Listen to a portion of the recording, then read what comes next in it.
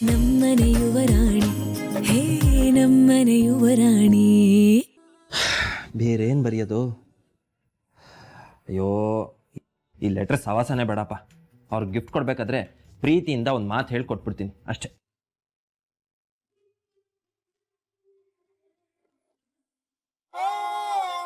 ಅರೆ, ಇದೇನಿದು? ಪೇಪರ್ ಎಲ್ಲ ಹೀಗೆ ಬಿಸಾಡಿದ್ದೀರಾ? ಒಂದು ನಿಮಿಷ, ನಾನೇ ತೆಗಿತೀನಿ. ನೀವು ಯಾಕೆ ಕಷ್ಟಪಡ್ತೀರಾ? ನಾನಿಲ್ವಾ? ಏನಾಯ್ತು? ನಥಿಂಗ್. ಹೌದು, ನೀವಿವತ್ತು ಮೊದಲನೇ ಸಲ ಈ ಮನೇಲಿ ಅಡುಗೆ ಮಾಡಿದ್ರಂತಲ್ಲ, ನೀವು ಅಡುಗೆ ಶಾಸ್ತ್ರ ಮಾಡಿದ್ದಕ್ಕೆ ಅಮ್ಮ ನಿಮ್ಗೆ ಗಿಫ್ಟ್ ಕೊಡು ಅಂತ ಹೇಳಿದ್ರು. ತಗೊಳ್ಳಿ. ಅಡುಗೆ ಶಾಸ್ತ್ರಕ್ಕೆ ಗಿಫ್ಟಾ? ಎಸ್, ಹೌದು. ನೀವಿನ್ಮೇಲೆ ಈ ಮನೇಲಿ ಏನೇ ಕೆಲಸ ಮಾಡಿದ್ರು ಅದು ನಿಮ್ಮ ಲೈಫ್ ಅಲ್ಲ, ನನ್ನ ಲೈಫಲ್ಲಿ ಮೆಮೊರಬಲ್,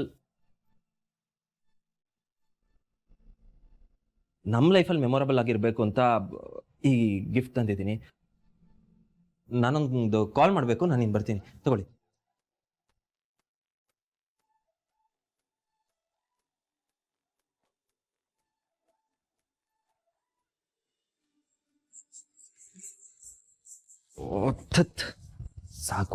ಸಾಕು. ನೀನು ಈ ವಿಷಯದಲ್ಲಿ ತುಂಬಾ ವೀಕು. ಫೋನ್ ಕಾಲ್ ಇದೆ ಅಂತ ಬಂದ್ಬಿಡದ? ಈ ವಿಷಯ ಏನಾದ್ರೂ ಮೀರಂಗ್ ಗೊತ್ತಾದ್ರೆ ನಗ್ತಾಳಷ್ಟೇ.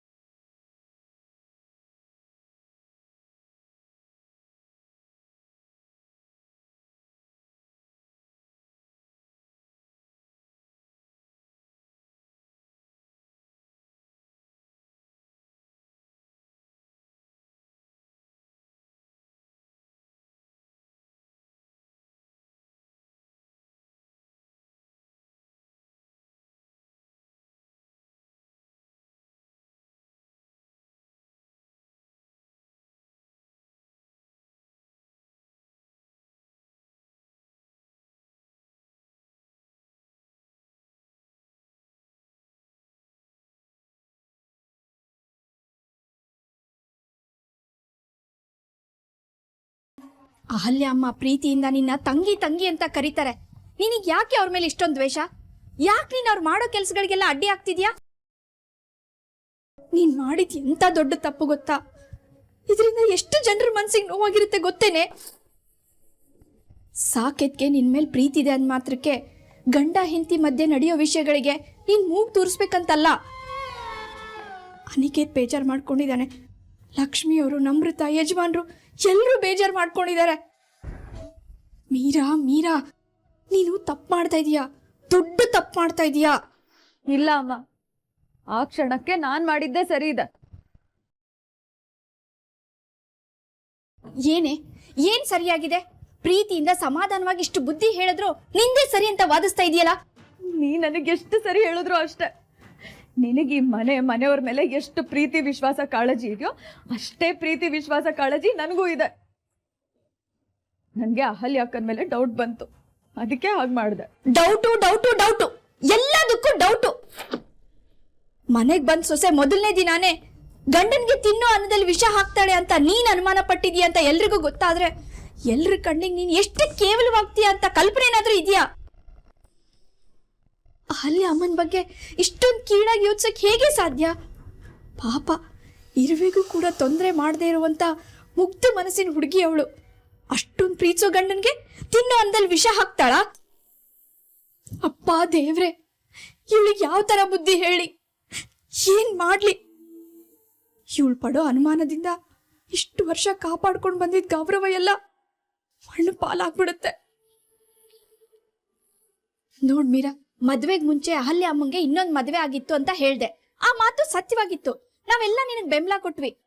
ಹಾಗಂದ್ ಮಾತ್ರಕ್ಕೆ ನೀನ್ ಪಡೋ ಅನುಮಾನಗಳಿಗೆಲ್ಲ ನಾವು ಬೆಂಬಲ ಕೊಡ್ತೀವಿ ಅಂತ ಅನ್ಕೋಬೇಡ. ನೋಡ್ ಮೀರಾ, ನಮ್ ಯಜಮಾನ್ರ ಮನೆಗೆ ಕಳಂಕ ಬರುವಂತ ಕೆಲ್ಸಕ್ ನೀನೇನಾದ್ರೂ ಕೈ ಹಾಕಿದ್ರೆ ಮೊದ್ಲು ನೀನು ಅಮ್ಮನ್ನ ಎದುರು ಹಾಕೋಬಹುದು.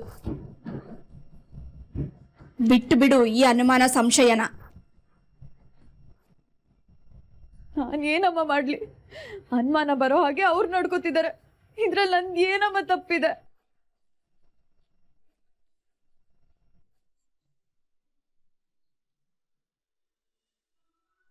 ನೋನು ಟಿಕೆಟ್ಸ್ ನನ್ನ ಕೈಗೆ ಬೇಕು, ಅದು ಇವತ್ತೇ. Yeah no issues. ಎಲ್ಲ ಲಕ್ಸುರಿಯಸ್ ಆಗಿರಬೇಕು, ಯಾವುದರಲ್ಲೂ ಕಾಂಪ್ರಮೈಸ್ ಬೇಡ. ಲೈಫಲ್ಲಿ ಒಂದ್ಸಲ ಬಂದೋಗುವಂಥ ಟೈಮ್ ಇದು.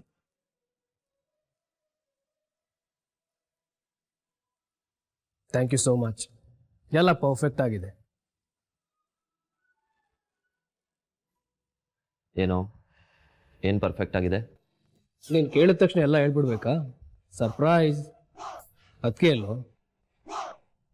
ಓಹೋ, ಇದು ಯಾಕೋ ಅತಿ ಆಯಿತು ಕಣೋ. ನಾನು ಕೇಳ್ತಿದ್ದೀನಿ ತಾನೆ, ನನಗೆ ಹೇಳೋದಕ್ಕೇನೋ? ಅಣ್ಣ, ಇಬ್ಬರಿಗೂ ಒಟ್ಟಿಗೆ ಹೇಳ್ತೀನಿ, ಬಾ ನನ್ನ ಜೊತೆ. ಅನಿ, ದಿಸ್ ಇಸ್ ಟೂ ಮಚ್ ಕಣೋ. ಯಾಕಣ್ಣ, ಬಾರ್ನಿಂಗಾ? ಹಾಗೇನಿಲ್ಲ, ಯಾಕೋ ಇತ್ತೀಚೆಗೆ ಅಣ್ಣಂಗಿಂತ ಅತ್ತಿಗೆ ಮೇಲೆ ಪ್ರೀತಿ, ನಂಬಿಕೆ, ವಿಶ್ವಾಸ ಎಲ್ಲ ಜಾಸ್ತಿ ಆಗ್ತಿರೋ ಹಾಗಿದೆ. ಹಾಗೇನಿಲ್ಲ ಕಣೋ, ನೀನು ಅದಕ್ಕೆ ಇಬ್ರು ನನಗೆ ಒಂದೇನೆ. ಬಾ. ಎಲ್ಲಿಗೆ? ಬಾರೋ. ಹೇ, ಅದಕ್ಕೆ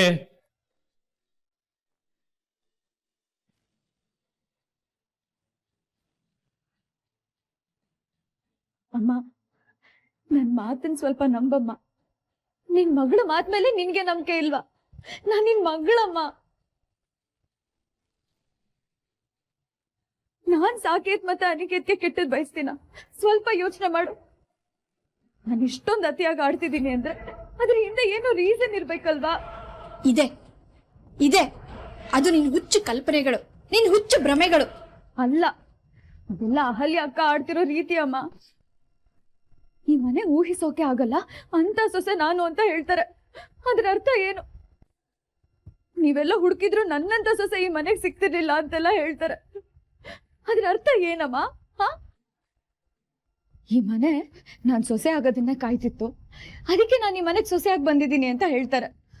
ಆ ಮಾತಿನ ಅರ್ಥ ಏನಮ್ಮ? ಅಡ್ಗೆ ಮಾಡುವಾಗ ಅಡ್ಗೆ ಮನೇಲಿ ನನ್ ಜೊತೆ ಯಾರು ಇರ್ಬೇಡಿ, ಎಲ್ರು ಹೊರಗಡೆ ಹೋಗಿ ಅಂತ ನಮ್ನ ಆಚೆ ಕಳಿಸ್ತಾರೆ. ಯಾಕೆ? ನಾವ್ ಅಡ್ಗೆ ಮನೇಲಿದ್ರೆ ಅವ್ರಿಗೇನ್ ಪ್ರಾಬ್ಲಮ್? ಈ ರೀತಿ ಒಂದ್ ಹೆಣ್ ಮಾತಾಡೋದನ್ನ ನೀನೆಲ್ಲಾದ್ರೂ ನೋಡಿದ್ಯಾ?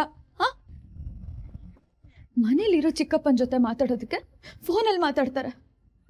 ಅದೇನೋ ಕೆಲ್ಸನ ಮುಗಿಸ್ಬಿಡ್ಬೇಕು, ನಾನು ಇವತ್ತೇ ಮುಗಿಸ್ಬಿಡ್ತೀನಿ ಅಂತಾನೂ ಹೇಳ್ತಾರೆ. ಅದಾದ್ಮೇಲೆ ಅಹಲ್ಯ ಅಕ್ಕ ಸ್ಟೋರ್ ರೂಮ್ ಇಂದ ಹೊರಗಡೆ ಬರ್ತಾರೆ. ಯಾವ ರೂಮ್ ಹೇಳು?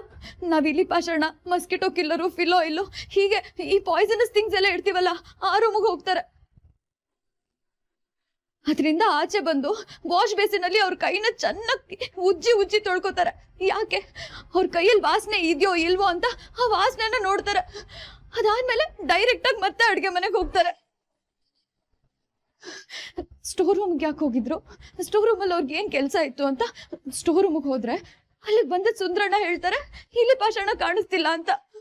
ಇದರ ಅರ್ಥ ಏನಮ್ಮ? ನಾನು ಏನಂತ ಅನ್ಕೋಬೇಕು? ಅಮ್ಮ, ನಾನ್ ನಿಜ ಹೇಳ್ತಿದ್ದೀನಮ್ಮ, ನನ್ ಮಾತನ್ನ ನಂಬು ಪ್ಲೀಸ್, ನನ್ ಮಾತನ್ನ ನಂಬು. ಅಹಲ್ಯ ಅಕ್ಕ ಬೇಕು ಅಂತಾನೆ, ನನಗ್ ಅನುಮಾನ ಬರ್ಲಿ ಅಂತಾನೆ ಈ ರೀತಿ ಎಲ್ಲ ನಡ್ಕೋತಿದ್ದಾರೆ. ನನಗ್ ಅನುಮಾನ ಬರ್ಲಿ ಅಂತಾನೆ ಈ ರೀತಿ ವ್ಯವಹಾರ ಮಾಡ್ತಿದ್ದಾರೆ. ಅಹಲ್ಯ ಅಕ್ಕ ಸರಿ ಇಲ್ಲ ಅಮ್ಮ, ಅಹಲ್ಯ ಅಕ್ಕ ಸರಿ ಇಲ್ಲ. ನಾನು ಈಗ್ಲೇ ಹೇಳ್ತಿದ್ದೀನಿ, ಅವ್ರು ಯಾವ್ದೋ ಉದ್ದೇಶ ಇಟ್ಕೊಂಡೆ ಈ ಮನೆಗೆ ಡೆಫಿನೆಟ್ ಆಗಿ ಬಂದಿದ್ದಾರೆ. ಖಂಡಿತ ನಮ್ ಸಾಕುಗ್ ಒಳ್ಳೇದಾಗಲ್ಲ ಅಮ್ಮ.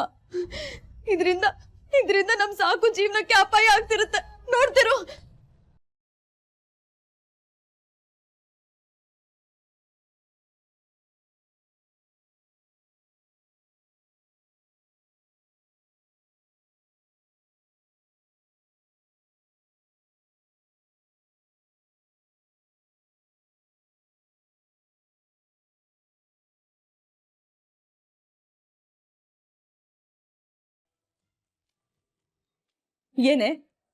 ಏನೇ ಮಾತಾಡ್ತಿದೀಯಾ? ಏನ್ ಅನ್ಕೊಂಡಿದ್ಯಾ ನನ್ ಮಗಳನ್ನ? ಹೇಗೆ ನನ್ ಮಗಳ ಮೇಲೆ ಇಂಥ ಆರೋಪ ಮಾಡ್ತಿದ್ಯಾ ನೀನು?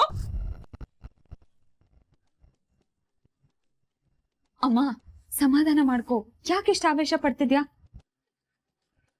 ಅವಳ ಆ ರೀತಿ ಹೇಳ್ತಿದ್ದಾಳೆ ಅಂದ್ರೆ ಅದಕ್ಕೆ ಅವಳದೇ ಏನೋ ಒಂದು ಕಾರಣ ಇರುತ್ತೆ.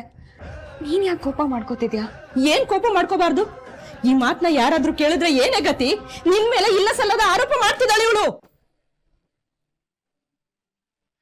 ಅಮ್ಮ, ನೀನ್ ಸಮಾಧಾನ ಮಾಡ್ಕೊ ಅಂತ ಹೇಳದ್ನಲ್ಲ, ನೀನ್ ಸ್ವಲ್ಪ ಸುಮ್ಮನೆ ಇರು. ಮೀರಾ, ನಿನಗ್ ಯಾಕಿಂತ ಅನುಮಾನ ಬಂತು? ಯಾಕಂದ್ರೆ ಅಡ್ಗೆ ಮನೇಲಿ ಇದ್ದಿದ್ ನೀವು ಸ್ಟೋರ್ ರೂಮಿಗೆ ಹೋದ್ರಲ್ಲ, ಅದಕ್ಕೆ. ಸ್ಟೋರ್ ರೂಮ್ ಅಲ್ಲಿ ಇಲಿ ಪಾಷಾಣ ಕಾಣಿಸ್ತಿರ್ಲಿಲ್ವಲ್ಲ, ಅದಕ್ಕೆ.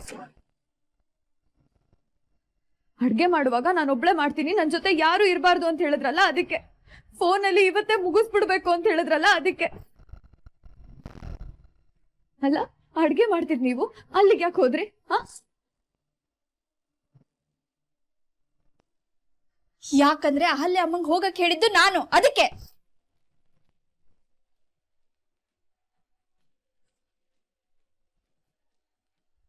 ಸುಂದ್ರ ಅಡಿಗೆ ಮನೇಲಿ ಇಲಿ ಓಡಾಡ್ತಿದೆ ಅಂತ ಸೊಳ್ಳೆ ಹೊಡೆಯೋ ವಿಷದ ಬಾಟಲ್ನ ತಂದಿಟ್ಟಿದ್ದ. ಅದನ್ನ ನಾನು ಎತ್ತಿಡಕ್ ಹೋದಾಗ ಅಹಲ್ಯಮ್ಮ ನಾನ್ ಇಡ್ತೀನಿ ಅಂತ ಹೋದ್ರು. ಅದು ತಪ್ಪೇನೆ? ವಿಷಯ ಏನು ಅಂತ ತಿಳ್ಕೊಳ್ದೆ ಮಾತಾಡ್ತೀಯಾ ನಿನ್ನ ಅಮ್ಮ? ಅಮ್ಮ, ಏನ್ ಮಾಡ್ತಿದ್ದೀರಾ ನೀವು? ಚಿಚಿ, ನೀವೇ ರೀತಿ ಮಾಡೋದು ಸರಿಯಲ್ಲ.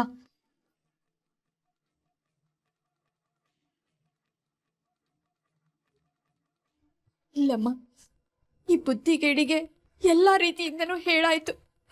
ಇವಳು ಅರ್ಥನೇ ಮಾಡ್ಕೋತಾ ಇಲ್ಲ. ತಾನ್ ನೋಡಿದ್ದೆ ಸರಿ, ತಾನ್ ಮಾಡಿದ್ದೆ ಸರಿ ಅಂತ ಸಾಧಿಸ್ತಾಳೆ.